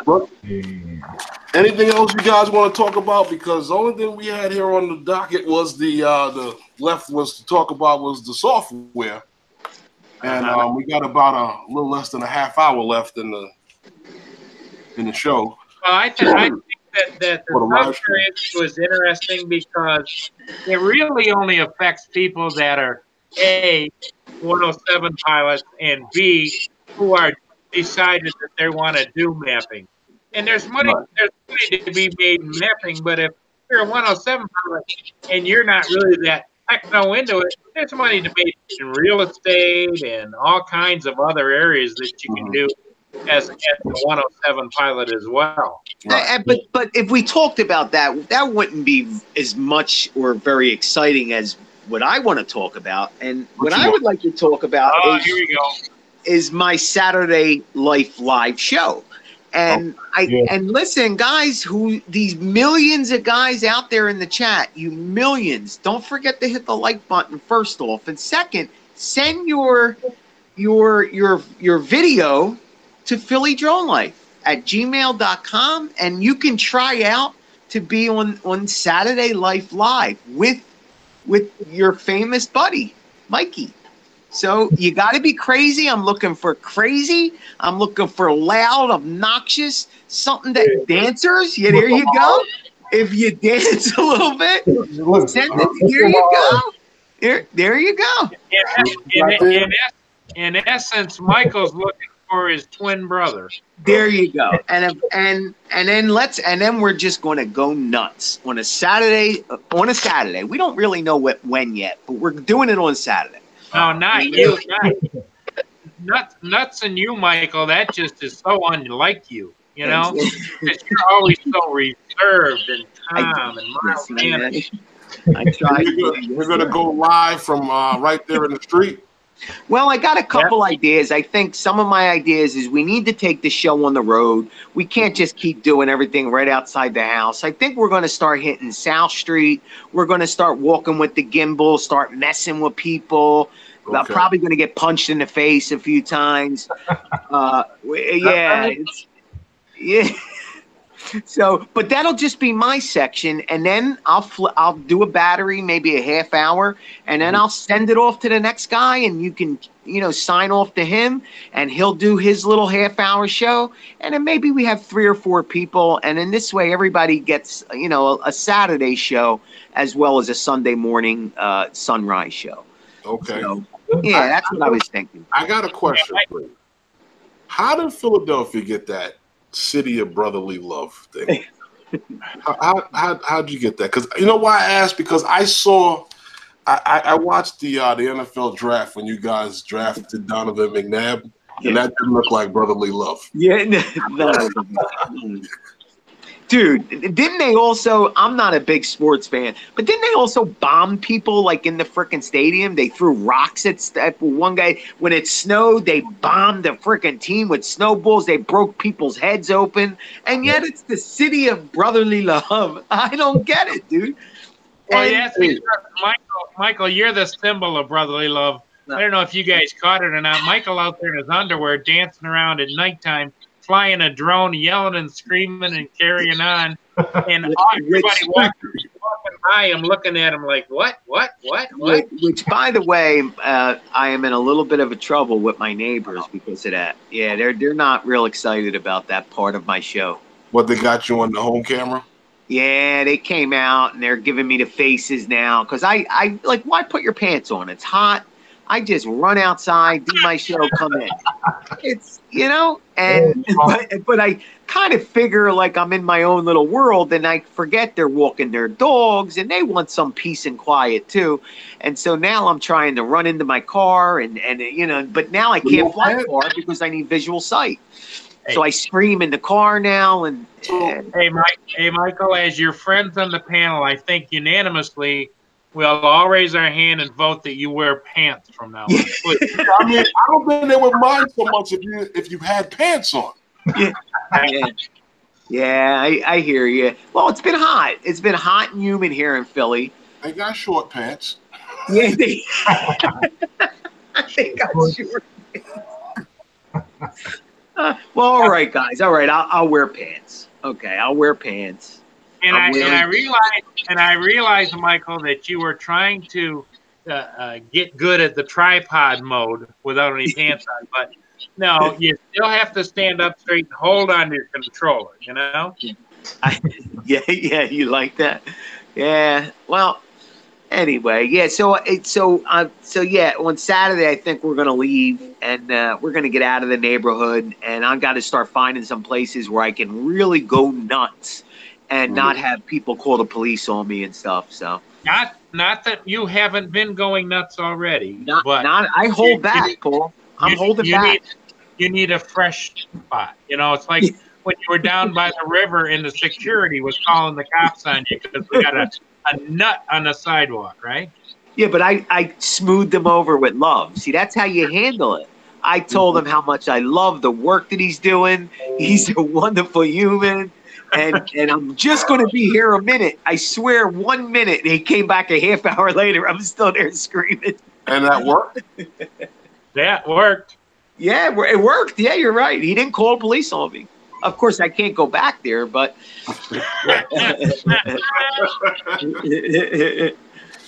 We're just joking around, guys. We're just joking. So what they tell you about flying there? Why you can't come back? And now he's again. I think it's just Michael, I don't think it was the flying. I think it was the yelling and screaming and hopping around on the sidewalk while regular people were jogging by looking at us like, where did this fruitcake come from? Exactly. So that's what it is. Yeah. No, I had pants on then. Okay. I did have pants on. Yeah, I was in my car. I did have pants on. Yeah, and he was jumping around and screaming so much that I don't think anybody realized he was flying a drone out over the river. They thought he was just passing out on the side of the road. And what's funny, guys? What you don't know is the area down by Penn's Landing. Well, maybe Herman knows. It's a real hot. It's called Society Hill. And all the stuff around that area is for rich people. It's all, I'm going to walk my poodle now. The poodle, let me pick up the poop and walk back to my $5,000, hotel room. And here I am out at the base of their floor going, whoa, guys, freaking awesome. It's freaking crazy. And screaming like a lunatic. Excuse me, man. Look at the freaking drone. Look at this freaking nuts. And so sure enough, the guard comes out and he walked by me like 4 times. And I said, buddy, yeah, you do a great job. Man, I love your dad. Look at that freaking drone. And then he came back 3 more times. And then I knew by the 3rd time, he's like, you got to leave, man. You're causing a scene. And I'm leaving. I 1 more minute. I'm out of here. He's like, are you going to be? I'm out of here, man. I am out of here. And then I went off again. And so, yeah, they're kind of looking for the big fat guy that's coming and doing, causing a scene down there. But one lady actually likes me, and she gets a kick every time I see her. And she's got a poodle. She stops and sees my drone, and she wants to look in the camera to see where I'm at. She's really cool, and it's an older woman. It's so cool. Speaking of which, Michael, tilt the camera down a little bit. Okay. Yeah. I'm making coffee. Okay. Here we go. Okay. Yeah, So, that yes. one person that comes and look at your drone and says, "Oh, that cool." That's like, that makes you feel good. Well, what Michael really needs is he needs an entourage with him, with people that can explain what he's doing. Kind of like I equate it to back in the old days. I would imagine Jerry Lewis couldn't go anywhere without some people explaining what this guy is really doing. You know? Yes. And if somebody else would hold the camera for me, that would be awesome. Because I'm half of the time, guys, I'm showing my ass, my back. I mean, I don't know what part to look at.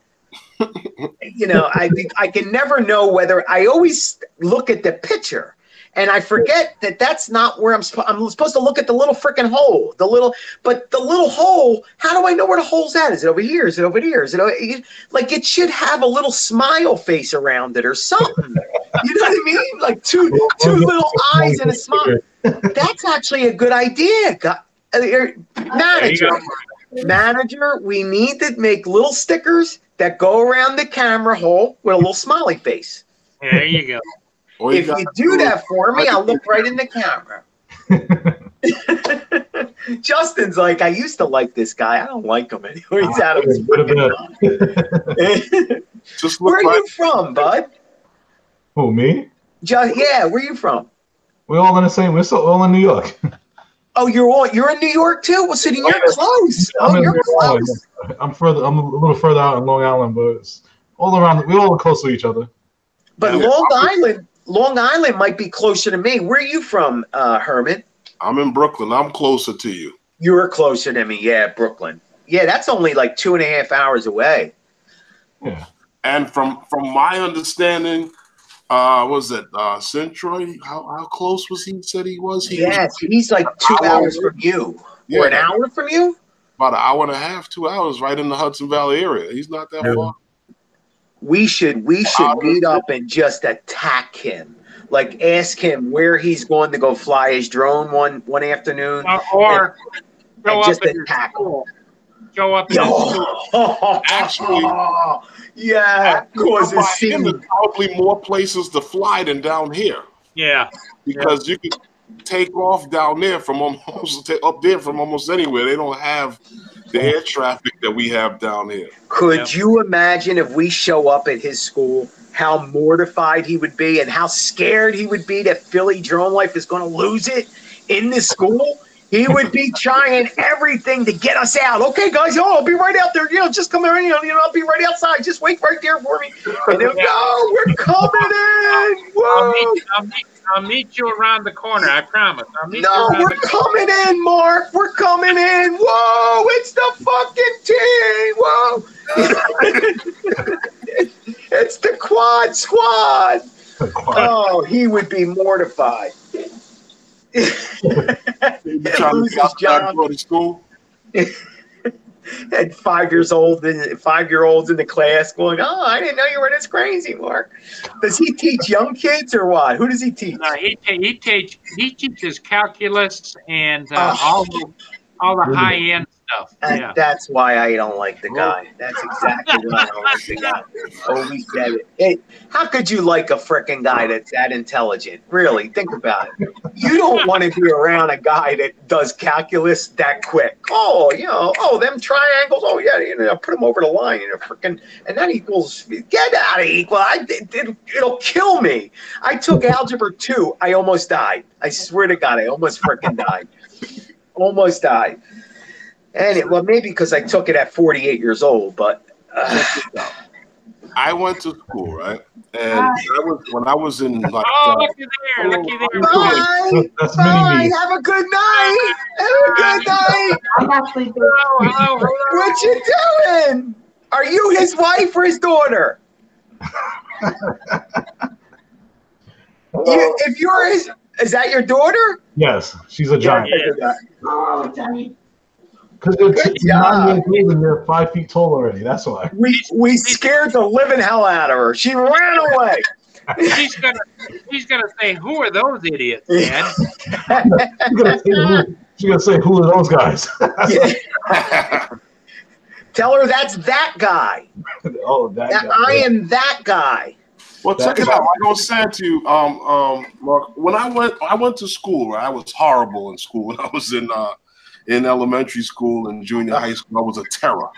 And by the time I got to high school, I kind of mellowed out a little bit and started to do what I was supposed to do. Gotcha. And then, well, at least you made it to high school. I went to college and I took art in college.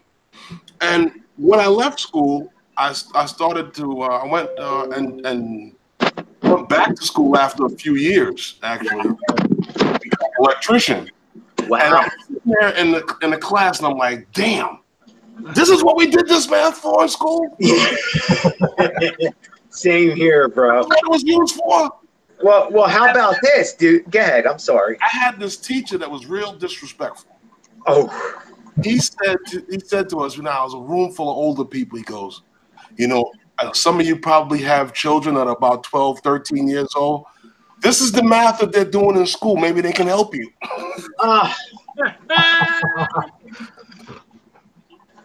Well, yeah, I got the same thing said to me when I went back, and I actually I was one of them guys that didn't make it through high school thanks to the corner, that these wonderful guys on the corner that loved looking at the Goretti. We used to call them Goretti gorillas.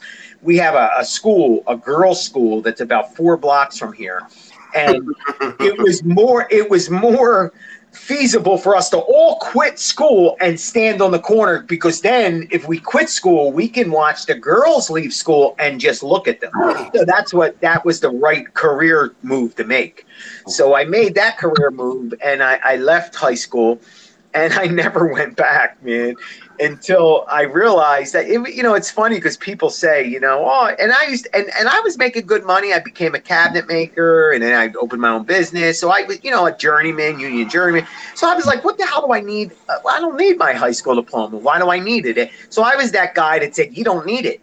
But I'll tell you what, everybody was right, because I always felt like there was something missing, that I cheated out on something, that I couldn't exceed at something, that I was too weak or too stupid. I always had that thought in my mind, like, but I was just too smart, and this is dumb, and I don't need to learn the math. I'm going to go look at the girls, and so I hid behind that. So at 48 years old, I finally went back.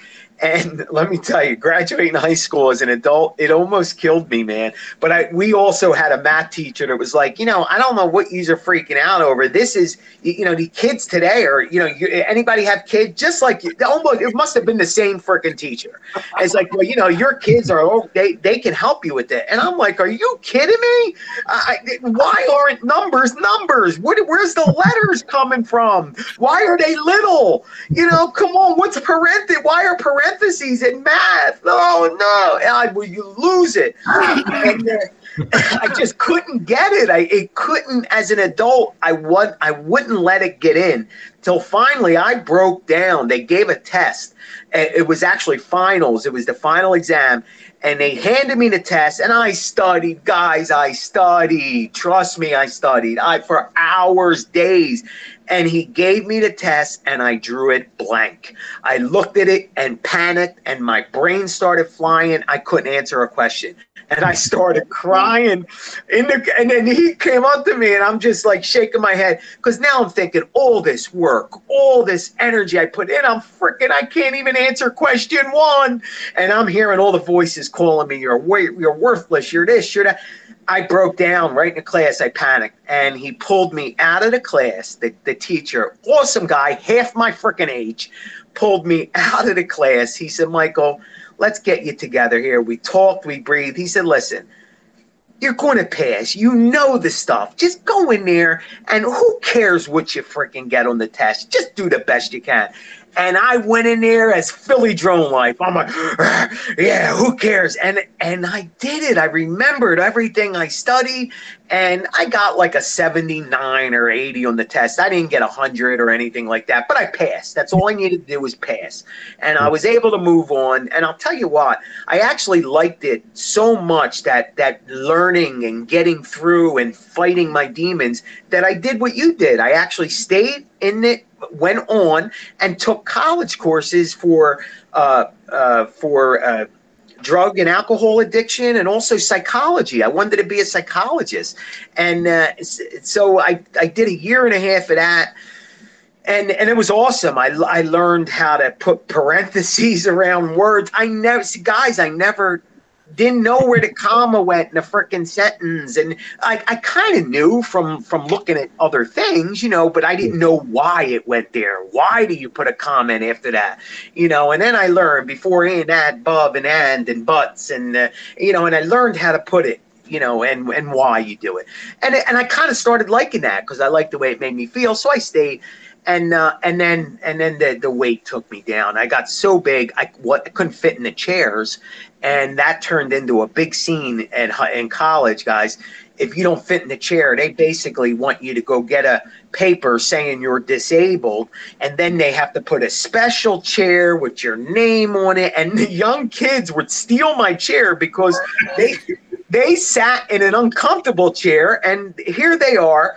And they see this big, soft, cushy chair, and they would come in the room, and everybody would fight to grab the chair. And it had my name on it. So I would come, and instead of saying, get out of my frickin' chair, I didn't want to cause any enemies. I'd squeeze my ass in wherever. Sometimes I sat on the frickin' floor. And it just got to be so much that so I couldn't do it. And I quit. And but here I am, and it's so fun. I'm ready to go back. I'm trying to sign up now for summer courses, and they got a drone course, guys. Community college actually, and this is how big drones are getting. They actually put in a drone course where they give you your 107. They teach you photography. I mean, the whole thing. Go for so it. I may actually do that just to learn about it, and it can't hurt. You know, so awesome. Oh, school's a good thing, man. And yeah, it's much better than looking at girls on the corner. Trust me. Yeah, but, those days are over, though. But I'll tell you, I wouldn't give it up. With all that, get arrested. We got about 5 minutes left in the live stream. We got 21 guys watching here. Woo! Hey guys, check each other's channels out. Support each other. That's the only way this community can grow is if you support each other. And make sure you hit the like button. Make sure you hit the like button. Mash that like button for these guys. They deserve it, man. They really do. Make sure you hit that like button, guys. For Lawrence, because Lawrence is screaming at work, hit the damn like button. Somebody remind him. And did you do a sponsorship yet? I'm just curious. I don't know. Did the sponsors? Well, we can do it now. Let's go for it. Okay, you guys ready? I'm ready. Sunday night show is sponsored by those guys. Paul, you're never on time, Paul. It's Paul. Come on. All right. No, we're doing this again. We're doing this again. I'm not opening my mouth until I hear your voice. Go ahead. Let's do it again. Okay. One more time. Tonight's show is sponsored by those guys. There you go. That was actually closer. I waited for him this time. Hey, Michael. Yes, Michael, sir. Remote Pilot Australia says, Philly with a 107, that's like giving a mouse the cheese. Yeah, he's been picking on me. Harry's been picking on me. You know what? That's because he wants you to get better. And yeah, I think it's the hair, dude. Ever since I got the haircut, he's been doing nothing but picking on me. No, he wants the best for you, Michael. Everybody does. Oh, come on, guys. Come on. Oh, yeah. I try. Don't worry about it. Doing a good job. You can get your 107. Yeah. Who, me with a 107? Now. I'm actually studying for it. Mark does a show, guys. I don't know if you've seen it the other night. He's been doing questions. Okay. Fantastic. Herman, really good, because not only is he just throwing the questions out, and this is where the fun comes in. He pulls Paul because Paul knows the right answer, and he can explain why, the whys. People like me need to know why. Don't just tell me the freaking answer. Tell me why. I have to know why, because I don't know why, but I need to know the whys. And it, you know, some people, they don't just want to know the answer. They want to know why the answer is what it is. And that's what Mark has been doing. He's been only picking out maybe 7 or 8 questions, 10 questions tops. And each and every question, if you have any question, well, what is the METAR? What the hell does that stand for? What is it? What's it do? And literally breaks it down, spends 20 minutes on one question.